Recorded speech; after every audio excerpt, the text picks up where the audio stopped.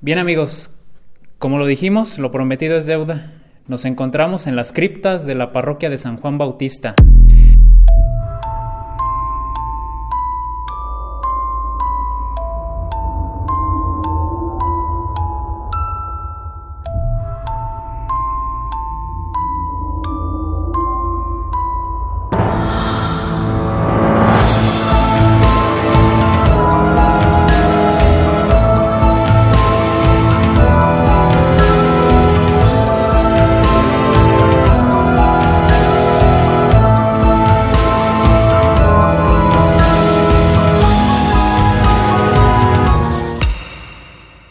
Hola, ¿qué tal amigos de Mac Paranormal? Sean bienvenidos a un nuevo video para el canal. En esta ocasión nos encontramos en la parroquia San Juan Bautista, a hacer un poco diferente a lo que hacemos actualmente en el canal. Me presento, soy Max Alvarado. Hola, ¿qué tal? Mi nombre es Asket Ararat y nos encontramos con José Guadalupe Miranda, coordinador del consejo de esta parroquia de San Juan Bautista. Pues como lo mencionó mi compañero, en esta ocasión vamos a hacer algo muy distinto a lo que venimos haciendo en el canal. Esta no es una investigación paranormal. En esta ocasión vamos a hacer una investigación, o más que nada nos van a platicar un poquito de la historia de cómo fue fundada esta parroquia. Lupillo, no sé si nos quisieras empezar a platicar un poco de la fundación, a grandes rasgos, un poco de la historia de esta parroquia. Muchas gracias, pues a nivel de parroquia, en el archivo histórico, pues en realidad no hay mucha información. Todos estos datos pues han sido sacados un poquito de la misma historia del municipio, de la fundación del mismo Marabatío. Se dice que la parroquia de San Juan Bautista fue fundada en el año de 1590, de una forma muy distinta. Yo creo más adelante el señor Julio César pues tiene un conocimiento amplio de esto. Sin embargo, esos son los datos que se tiene, que 1590 es el año donde comienza su construcción, comienza a edificarse, a dar forma, y se habla que ya para el año de aproximado de 1650, esta parroquia ya se consideraba como una de las más importantes de la región. Poco a poco ha ido evolucionando, la han ido modificando, y pues así actualmente como la vemos, pues posiblemente esté del 1700 en adelante, pero pues en realidad estos datos propiamente pues los tiene más claros el señor Julio César. Es a grandes rasgos lo que se sabe de la parroquia.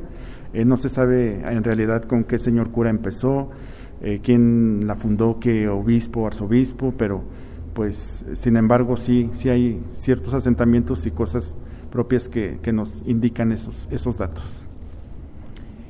Muchísimas gracias. Bien, pues fue un poquito resumido la historia de lo que sabemos, pues, porque a lo mejor hay muchas cosas que no se saben. Pero, ¿qué te parece si vamos a la imagen más emblemática que tiene esta parroquia? Claro que sí. No sé si pudiéramos ir y si nos fueras platicando un poquito de cómo fue la llegada de la imagen. Yo lo que conozco y de lo que he sabido por parte propiamente de la Orden de Siervos de María, que son quienes están más al pendiente de la veneración de la imagen de Nuestra Señora de los Dolores, pues es que esta imagen llegó, hay una leyenda, pues no es una leyenda, son crónicas, es una historia donde nos dice que la Santísima Virgen llegó, pues se habla propiamente del 1800, pero no exactamente un año en específico. Propiamente, si la contemplamos o alcanzamos a ver un poquito, ella se dice que en aquel entonces, en tiempos de la revolución, toda esta situación que vivió nuestro país, pues aquí a Marabatío llegaban o pasaban algunos arrieros, personas que traían animales, mulas sobre todo, pues con carga, mercancía, todo esto que iban de paso. Pero según la tradición pues dice que una mula de ese grupo con el que venían entraba al atrio y la sacaban y entraba, y el sacristán o X persona la sacaba, hasta que llega un momento que pues la mula muy necia, que por qué tanto quería acá adentro, pero el dato es de que traía una caja cargando, y entonces en algún momento se dice o nos dice la narración que el señor cura de ese entonces le dice al sacristán que le quite a esa mula pues esa carga, porque ya se habla no de horas ni de un rato, sino se habla de días, que la mula no se iba del atrio. El atrio pues era algo diferente, muy distinto a como estamos ahorita nosotros, o como lo conocemos actualmente. Entonces le quitan esa caja y la guardan en un lugar que no se sabe, solo se dice que pues aquí en el templo o cerca del templo, pero no se sabe exactamente en qué lugar, y que ahí perduró por muchos años esa caja. Pues en otro momento llega otro señor cura y empieza pues yo creo a ver qué es lo que hay, y justamente pues le dan pie a que abran esa caja, que qué tendría esa caja, y dentro de ella pues se encuentran esta imagen de Nuestra Señora de los Dolores. Hay narraciones, hay testimonios de hecho que pues nos dan un aspecto ya más de milagroso de la imagen. Así a grandes rasgos he escuchado y he sabido testimonios de muchas personas que acuden a ella y que han recibido un favor de parte de ella. De la Orden de los Siervos pues también he escuchado, he sabido, en alguna vez alguna de ellas, que en paz descanse, en su momento nos dio toda una cátedra, una catequesis de la Virgen de los Dolores, y nos mostraba muchas imágenes de ella, y en verdad que es sorprendente a veces ver rostros muy distintos, la misma imagen pero con características en su rostro sobre todo muy diferentes, muy distintos. Hay gente que he escuchado, me ha dicho que la ha visto llorar, ha visto cómo le escurren sus lágrimas, pues son cuestiones ya propias de la fe, pero pues sí es algo muy especial. Pienso que a lo mejor un poquito hace falta más difundir, sobre todo en las nuevas generaciones que pues a lo mejor no la conocen tanto, pero yo sé que la gente, sobre todo de más edad, de más antaño, pues tiene mucha devoción y mucho amor a la Virgen o a Nuestra Señora de los Dolores. Pues muchísimas gracias, la verdad es una historia muy bonita, la verdad, y pues fue nuestro municipio, o sea, es como digamos un emblema de nuestro municipio. En estos momentos nos pasaremos a una entrevista para saber un poco más de los acontecimientos de la iglesia de la parroquia San Juan Bautista. Bien, como lo comentamos hace un momento, en esta ocasión tenemos el gusto de que esté con nosotros el historiador don Julio César Morales Torres, una persona muy conocida en el municipio y de quien nos hemos basado para todas las leyendas. Don Julio, ¿nos pudiera platicar un poco de en qué año fue que se fundó la parroquia de San Juan Bautista? Pues de antemano, gracias por la invitación, por estar aquí en este lugar tan emblemático para la historia de Marabatío. Lo que les puedo decir que durante la evangelización los franciscanos predominaron en el valle de Marabatío. En sí, la primera iglesia que se estableció en Marabatío fue en Marabatío el Alto, allá en 1550, para evangelizar a toda esta región. Llegó aquí a Marabatío ya como la conocemos en 1580. Llegó aquí a Marabatío la construcción de la iglesia, que era de adobe y madera, y era a dos aguas, era muy sencilla la construcción. Fue tan sencilla que en 10 años se empezó a caer y mandaron solicitud al virrey Gauda para que les dieran permiso de construir otra vez la iglesia, porque ya estaba por caerse. Inclusive la feligresía, la gente no quería entrar a la iglesia por el temor de que se derrumbara y les ocasionara algún accidente.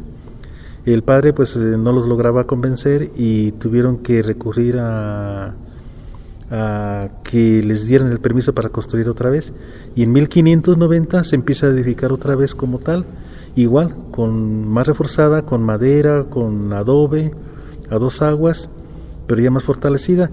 Y si tomamos en cuenta que aquí era un valle de mucha agua, bastante agua por donde quiera que había manantiales, entonces era lógico que la iglesia en ese tiempo resintiera la cantidad de agua.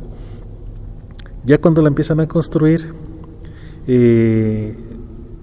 con el transcurso de los años la fueron modificando, y es así que en 1700 y fracción, 1780, empiezan a pulir la cantera, a colocarle cantera,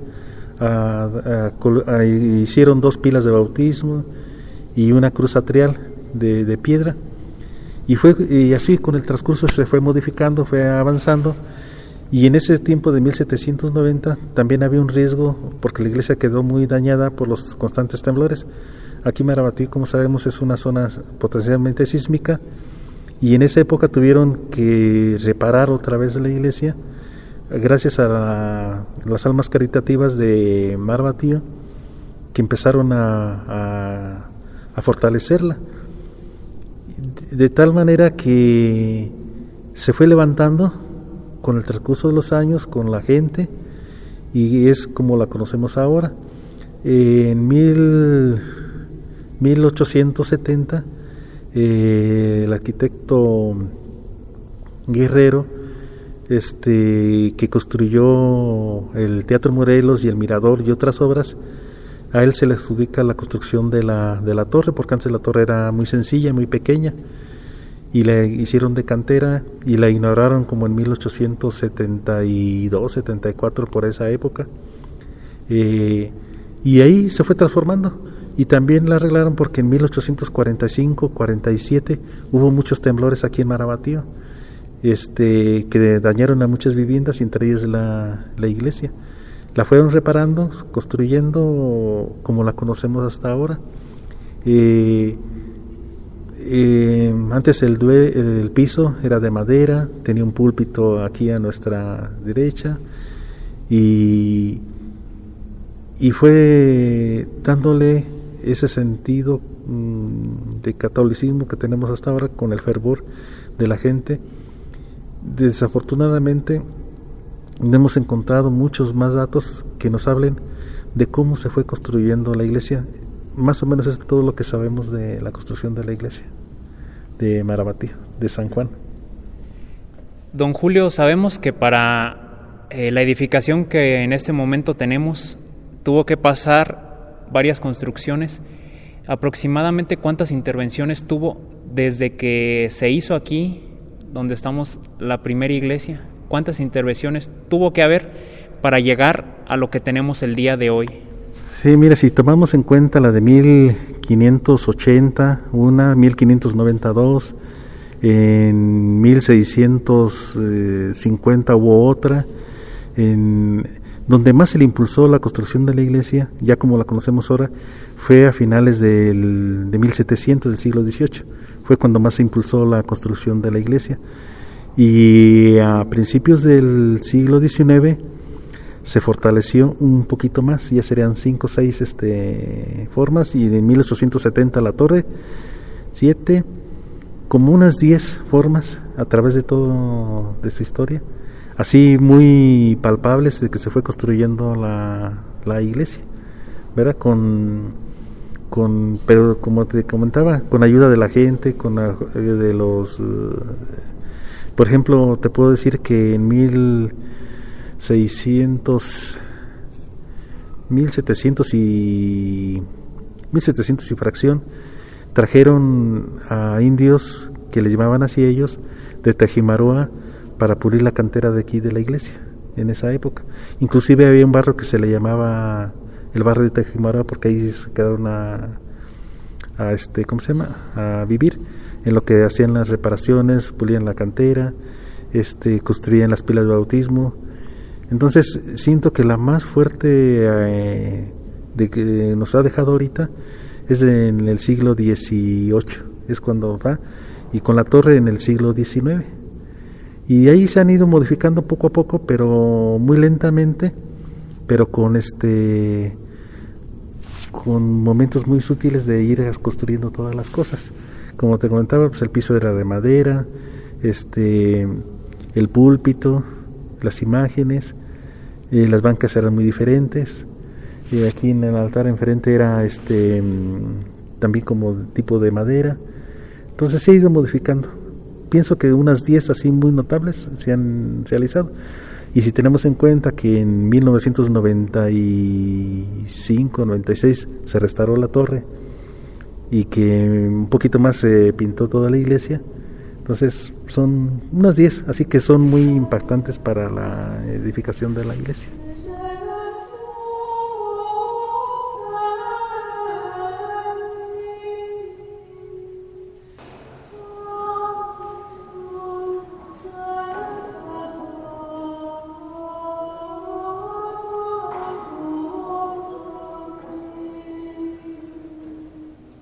En estos momentos nos encontramos en el coro de la iglesia.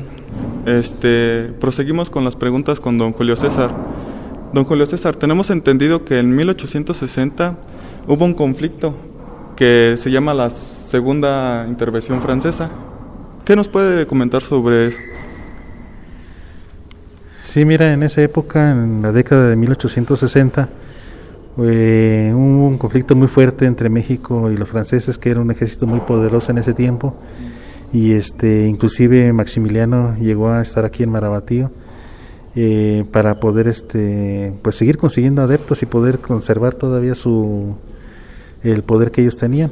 Entonces, en esa época Marabatío vivió varios conflictos, muchas confrontaciones entre mexicanos, que eran los republicanos, contra los franceses, y se dieron muchas batallas aquí en la región de Marabatío en esa época. Perfecto, don Julio César. Tenemos otra pregunta, el del por qué le pusieron la generala a la Virgen de los Dolores. Mira, como Marabatío cuenta con cientos de leyendas, que desafortunadamente muchas de ellas ya desaparecieron, que no las conocemos. Hemos logrado rescatar algunas con ayuda de mucha gente que ha tenido a bien contárnosla, de documentos, en libros, hemos rescatado bastantes, entre ellas ¿por qué se le llamó generala a la Virgen de los Dolores? En esa época, en la intervención francesa, hubo una batalla aquí muy fuerte en el jardín, en el centro de Marabatío. En ese tiempo, en el centro de Marabatío, llegaron los franceses y los republicanos se congregaron en el centro del pueblo para defender a Marabatío, para que los franceses no tomaran la plaza. Llegan los franceses y se inicia el combate, y durante el combate los mexicanos pues empiezan a perder, empiezan a sufrir muchas bajas, ya no pueden, están cansados, no tienen parque, y cuando de pronto ellos comentan que aparece una mujer vestida de negro y anda caminando entre la batalla, entre el fragor de la batalla, y les da agua, cura a los heridos y les da parque para que se puedan seguir defendiendo, y los alienta a que como mexicanos defiendan el suelo mexicano, ¿no? Entonces ellos, al sentir ese apoyo, con más entusiasmo defienden a la plaza de Marabatío. Los franceses, al verse, y tomamos en cuenta que el ejército francés en esa época era el más poderoso del mundo, no logra derrotar a los republicanos aquí en Marabatío y emprenden su regreso a Cámara, hacia la ciudad de Cámara se regresan. Cuando empieza a disiparse algo el humo y ya empiezan a curar heridos y está todo tranquilo, el general Pueblita comenta que quién era esa mujer que andaba ayudándoles en las balas entre todos ellos. Pasa un rato y llega un herido y comenta que esa mujer se le hace parecida a la Virgen de los Dolores que está aquí en la iglesia de Marabatío. Entonces el general Pueblita, junto con algunos otros oficiales a su cargo, llegan a la iglesia y encuentran a la Virgen de los Dolores con su vestido negro perforado de balas y con mucho olor a pólvora. Ellos dan gracias a la Virgen de los Dolores porque los ayudaron a poder derrotar a los franceses. Pasa un tiempecito, no se sabe cuánto, y el general Pueblita ordena que se construya un templete ahí en el jardín para hacerle un homenaje a la Virgen por los favores recibidos durante la batalla. Llega Pueblita a la iglesia junto con sus oficiales, algunas gentes, sacan la imagen y la trasladan en peregrinación solemnemente y la colocan en el templete, y ahí el general Pueblita saca una de sus espadas y la nombra generala del ejército republicano y generala de Marabatío por haberlos cuidado. El general Pueblita se le llama así porque él nació en Puebla, él era de Puebla y le decían Pueblita. Afortunadamente logramos rescatar su foto que estaba perdida y ya tenemos la imagen del general Pueblita. Y esa es una de las tantas leyendas que se han tejido en Marabatío y que nos han contado nuestros abuelitos, nuestros papás, y que forman parte de nuestra historia, nuestra cultura, y que las leyendas son una parte fundamental para conocer algo de nuestra historia, aunque sabemos que las leyendas van mezcladas con algo de fantasía, pero tienen un punto histórico de donde salir. Bien, a nombre del equipo de MAG Paranormal, le damos las más cordiales gracias, don Julio César. Muchas gracias por la disponibilidad para esta pequeña entrevista y que nos contara un poco de la historia de la parroquia de San Juan Bautista. Lupillo, también gracias por darnos el acceso a este lugar. Y ahora sí, sin más preámbulo, vámonos al lugar donde yo sé que mucha gente de lo que nos está viendo les interesa, o gente que no es de aquí, que conozca pues este lugar, que son las criptas de la parroquia de San Juan Bautista. Bien, amigos, como lo dijimos, lo prometido es deuda. Nos encontramos en las criptas de la parroquia de San Juan Bautista. Don Julio, ¿qué nos pudiera platicar acerca de este lugar en el que estamos? ¿Qué hay de historia? Mira, de cuándo se edificó o cuándo se construyó este lugar no existen datos. Lo que sí sabemos es que dentro de la iglesia, en el templo, hay algunas criptas del siglo XIX, 1880, 1890, de gente aquí de Marabatío, como de los Balbuena, de los Echaíz, de don Leandro García, el que le decían el burro de oro, y varios personajes de esa época. Y por los datos y por las fechas de pensamos que fue a principios del siglo XX o a fines del siglo XIX, que se empezó a construir este lugar de cripta, porque si vemos aquí en este lugar hay muchos personajes que nacieron o que nacieron a principios del siglo XX y los enterraron en esas épocas también ¿cómo te dijera? Es que a veces los tenían en otro lugar y los traían aquí. Entonces, si tomamos con referencia que el más antiguo es de 1915 o 20, no recuerdo, más o menos de esa época, las primeras criptas, tenemos aquí personajes muy importantes que dieron vida a la historia de Marabatío, como tenemos una cripta del maestro Emiliano Cisneros. El maestro Cisneros en la primera década del siglo XX era muy conocido y muy querido porque daba muchas clases particulares y tenía su escuela. Era un maestro muy, como dijera, muy profesional, muy dado a enseñar en ese tiempo. Y tenemos al cura Tomás Melo, tenemos uno que fue presidente Martín Melo, tenemos a los Azuela, muy importantes aquí en la Maratía, el doctor Sabino Elizondo, que fue el dueño de la farmacia del Refugio por un tiempo. Tenemos a Marquito Chávez, que también fue ahí de la farmacia del Refugio. Tenemos a Melesio Rivas, que tenía una paila de jabón, hacían fábrica de jabón aquí en Marabatío. O sea, hay varios personajes de la época de las haciendas que están aquí en este lugar. Y pensamos que es a principios de 1900 cuando está por la fecha de las criptas. Hay una cripta que la placa dice que la persona que está ahí es de la Segunda Guerra Mundial. No sé si llegó a conocer o llegó a escuchar acerca de esa persona. A ver, vamos a ver cuál será, por favor, para decirte cuál será.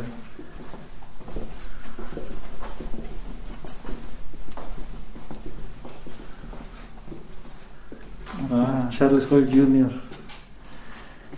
Sí, Charles Hoyle sí participó en la Segunda Guerra Mundial. Él fue, Charles Hoyle fue un dueño de las minas aquí del oro, de Company Hall, y fue el papá de Carito Hoyle.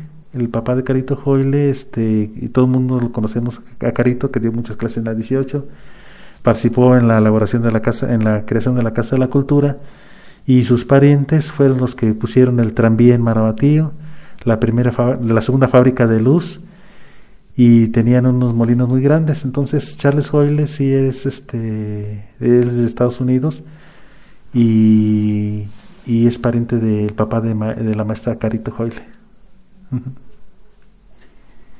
Bien, Lupillo, nos comentaste hace ratito antes de iniciar con toda esta historia que había personas a las que enterraban exclusivamente en estas criptas y había otras que las enterraban por fuera. ¿Nos pudieras platicar a qué se debió todo eso?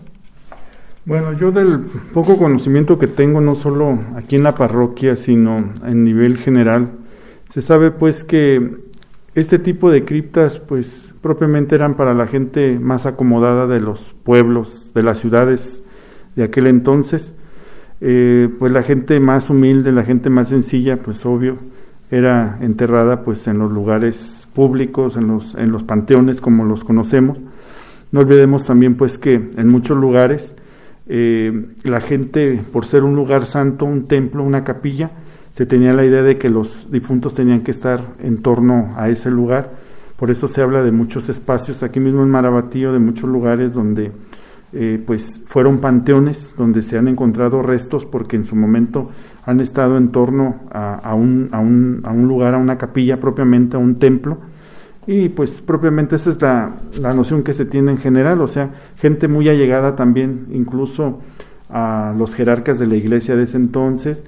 En algunos lugares se tiene pues el conocimiento de que este tipo de lugares, sobre todo en los templos, especialmente eran más bien para la aristocracia católica, los obispos, para los restos de sacerdotes, de personas pues o de consagrados que entregaron su vida a la iglesia. Pero pues sin embargo, insisto, a lo largo del tiempo pues ciertamente también se va inmiscuyendo la misma sociedad para ir pues dejando los restos de sus seres queridos.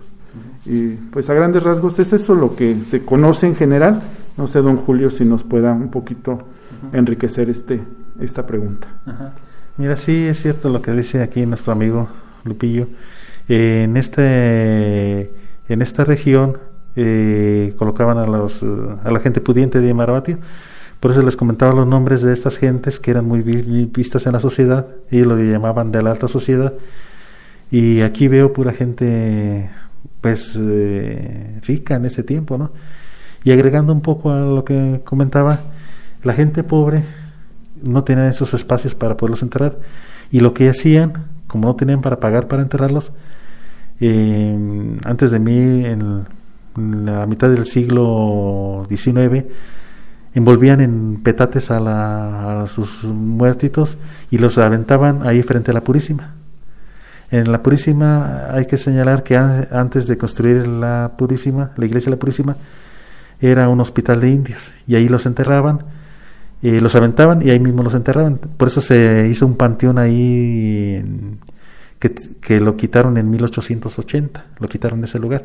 Frente a la Purísima era el panteón, porque la gente humilde iba a echarlos en sus petates, los tiraban ahí y se iban para no pagar. Pero ya el panteón estaba en el mero centro del pueblo, y las autoridades buscaron la manera de quitar esos focos de infección y lo llevaron a San Nicolás.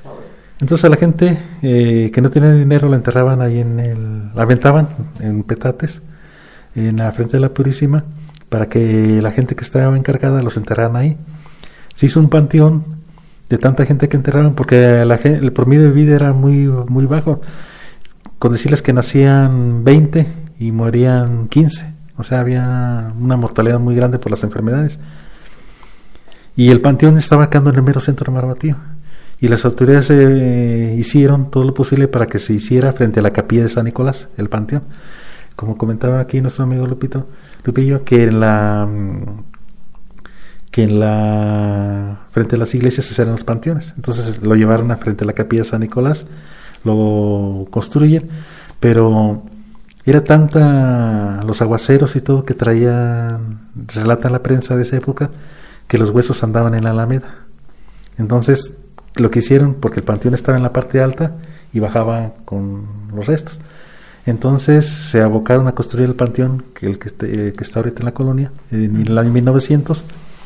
Y a grandes pasos, pues así es lo que él comentaba, o sea, las diferencias de las clases sociales. Bien, pues eso es un poquito de la historia. No se tiene mucho acerca de este lugar en el que estamos. La verdad es muy vaga la historia que tenemos. No sabemos en qué año se construyó esto o se decidió poner en la parte de abajo de lo que es el altar. Pero vamos a dar un pequeño recorrido para ver las catacumbas. Que dando un pequeño recorrido, antes de iniciar, nos percatamos que hay una cripta, si gustan acompañarme, una que data del año 1904, si no me equivoco, aquí, 31 de marzo de 1904, es una de las más antiguas que yo veo en este lugar. Me imagino que hay otras más antiguas todavía en la parte de arriba de donde estamos. Vemos también que en algunas de ellas todavía hasta están los huesos a la vista.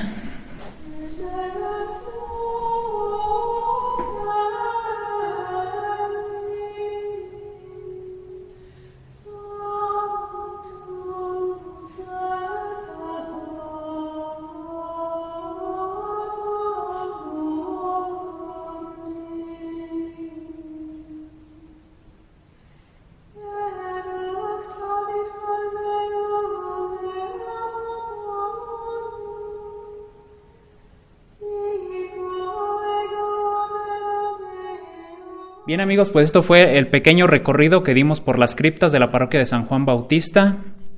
Les recordamos que este lugar está muy restringido debido a que aquí descansan los familiares de algunos de los habitantes de este municipio. Entonces el acceso no es a todo el público, nada más a los puros familiares.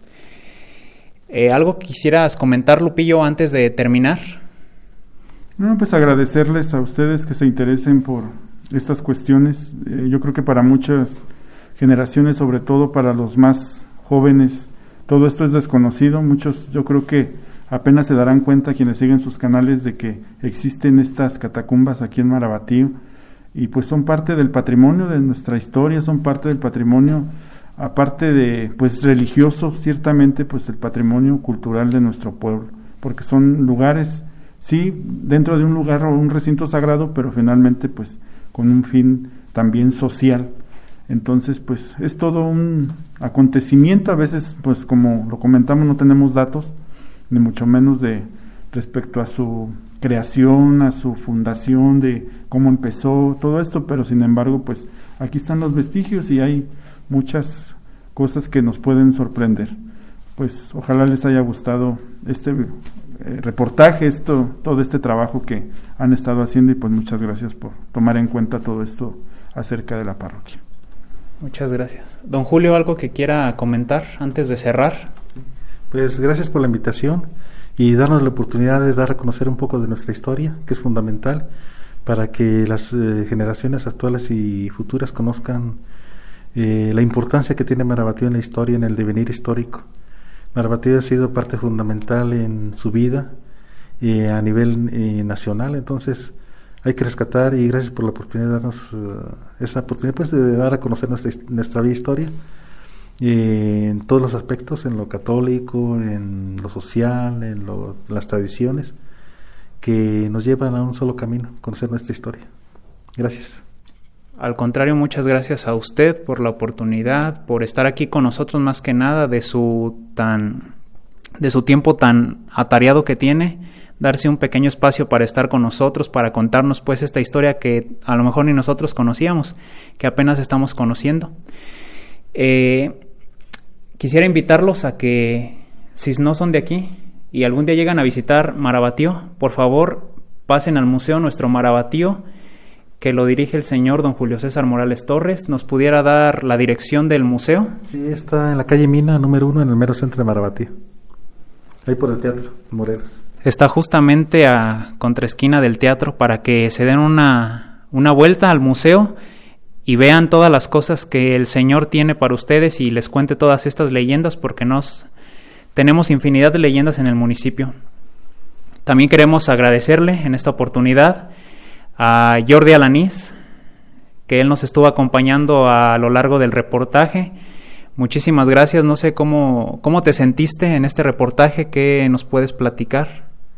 Bueno, pues antes que nada también agradecerles a ustedes por la oportunidad de estar aquí con ustedes. También ya, como lo dijo el señor Julio César, también por no dejar que se muera toda esta información. Y pues bueno, en verdad que es una muy buen recorrido, y pues hay que estarlo sacando a la luz para que no se quede en el olvido. Y pues bueno, muchísimas gracias por permitirme acompañarlos. Al contrario, muchas gracias a ti. No queda más que agradecer, Lupillo, muchísimas gracias por la oportunidad. A nombre del equipo te agradecemos, porque pues esta oportunidad yo sé que no se le da a cualquiera. Muchísimas gracias por haber confiado en nosotros, por haber creído en este proyecto que tenemos, que no solo es de investigación en el ámbito paranormal, también tratamos de investigar las leyendas, de que las nuevas generaciones conozcan esas leyendas que a lo mejor ya se han estado olvidando, y contar un poco de la historia de nuestro municipio, ¿por qué no? Claro. Don Julio César, igual a usted agradecerle por estar aquí con nosotros, por contarnos todo esto, mucha información que nosotros desconocemos, y gracias a usted podemos hoy darla a conocer, no solo a nosotros como grupo, sino darla a conocer a gente que nos ve, gente que tal vez no es de este municipio, o igual son de este municipio, pero no conocen estas historias, que ahora más gente de fuera las conozca. Igual vengan a darse una vuelta aquí a la parroquia, que vengan a conocer a la imagen icónica que tenemos, que es la Dolorosa, que vengan a ver al museo todos los objetos que usted tiene antiguos y las historias que usted les pueda contar a gente que se lleven un buen sabor de boca del municipio. Igual, Jordi, muchísimas gracias por estar aquí, por todo el apoyo. Esperemos que esta sea una de las primeras de tantas colaboraciones que tengamos juntos. Muchísimas gracias. A ustedes también por estarnos viendo, muchas gracias. Esto fue todo de la pequeña historia de lo que fue la fundación de la parroquia de San Juan Bautista, de la llegada de la Dolorosa, del apodo que se le dio a la Dolorosa, que fue la Generala, y de este pequeño recorrido por lo que son las criptas. Muchísimas gracias. Esto fue MAG Paranormal. Nos vemos en la próxima.